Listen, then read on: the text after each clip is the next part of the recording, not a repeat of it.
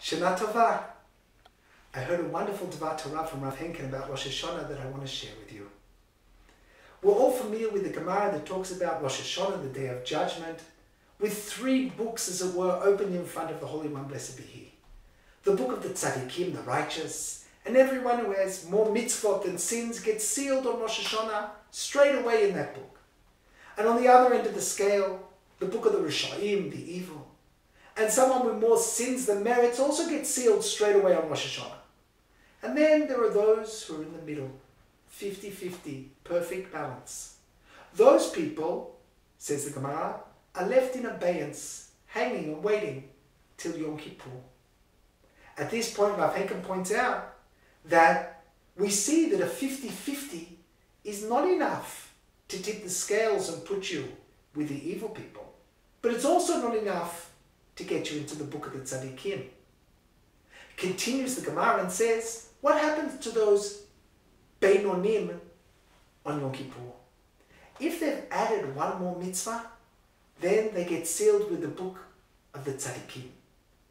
But if not, if they're still 50-50, then on Yom Kippur, they're sealed with the Rishaim.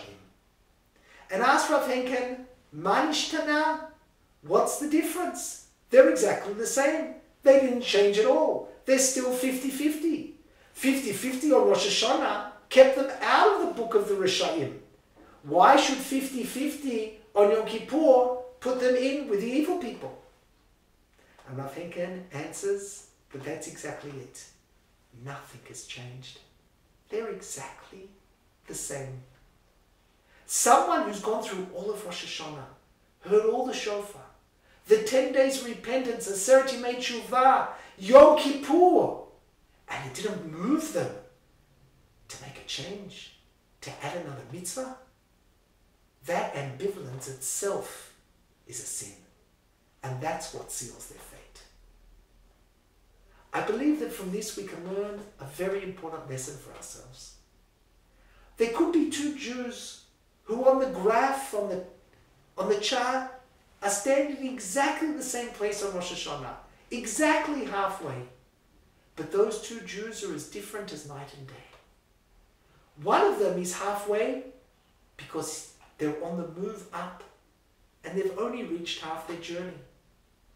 By Yom Kippur, we'll see that they've continued their journey onwards, and therefore we know that they're a Jew who's growing and they get sealed with the righteous. Because that's what it is to be righteous, to be always growing.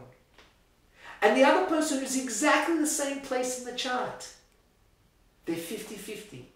But not because they're halfway through their journey. Because they're anchored at sea, never pulling for shore. Because they're permanently in a place of disinterested stability, with nothing urging them on, nothing pulling them to greater heights. That level of static stability itself is the opposite of what it means to be a tzaddik. We should merit that we should be always on the move.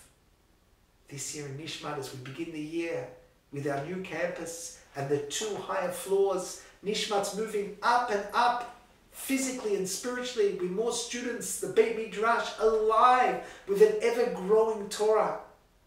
Our connection to Nishmat, our connection to the Torah of the Beit Midrash should help strengthen us so we too can be Jews who are always growing, and we, our families, our communities, and Am Yisrael should all be sealed for a year of Torah, of blessings, of light and love, of peace and sweetness.